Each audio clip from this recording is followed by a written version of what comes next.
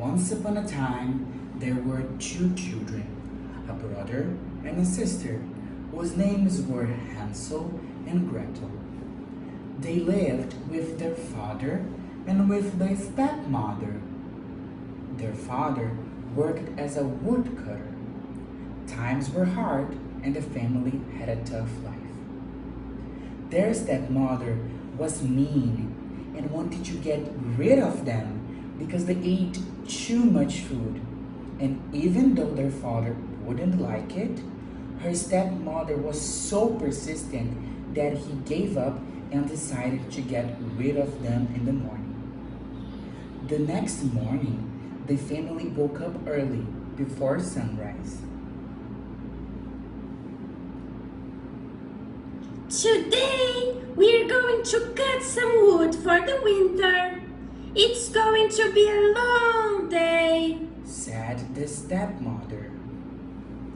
Take these pieces of bread and don't eat them before noon, because then you will get hungry too early. On their way to the forest, Hanzel dropped crumbs behind him so that they could be able to find their way back home. They walked for hours and hours and fell asleep. When they woke up, they saw that wild animals had eaten the crumbs during the night. This time it was Hanzel who was upset. We will never find a way home now, he cried. But it was Gretel's turn to be brave. Let's walk. I'm sure we will be able to find our house.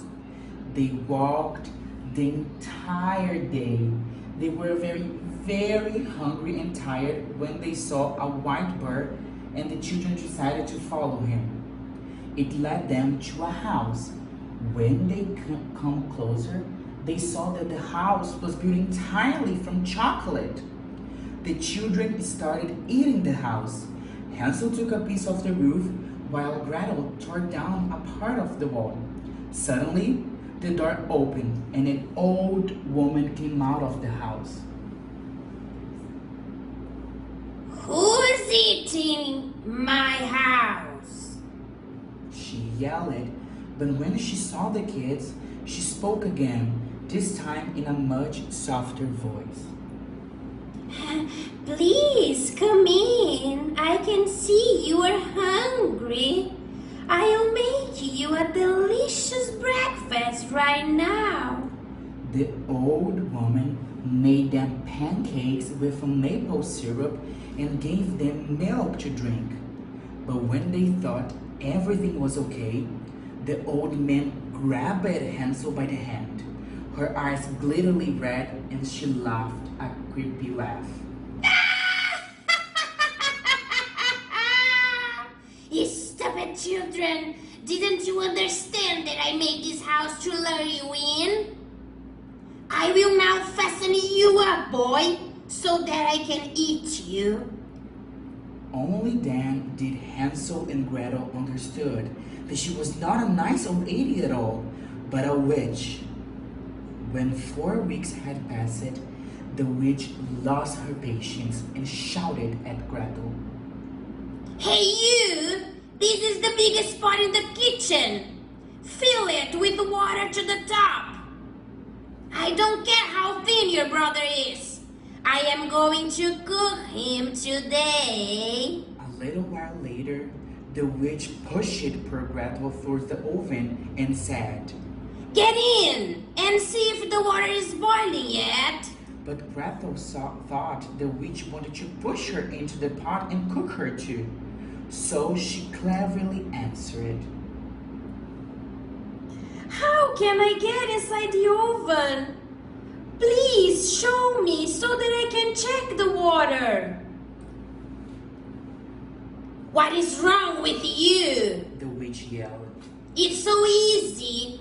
Look, you just need to step here and...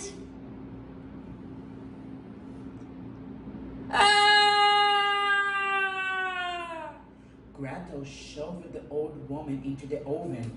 Then she quickly closed the oven door. The vicious witch burned to a crisp. Gretel rushed to Hansel's room, unlocked the door, and gave him a big hug. Hansel, my dear brother, the witch is dead. Let's get out of this wicked house and find our way home. The brother and sister walked for a few hours before they managed to leave the witch's wood. The sun was setting when they finally got to a bridge when they knew well, which was close to their house. "Father!" they screamed when they saw him, but he was looking more miserable than ever because his wife had died. My dearest children, you are alive!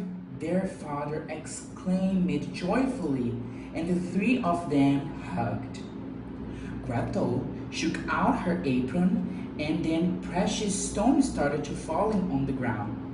Hansel joined in and took out all the pearls and diamonds which he had stuffed into his pockets.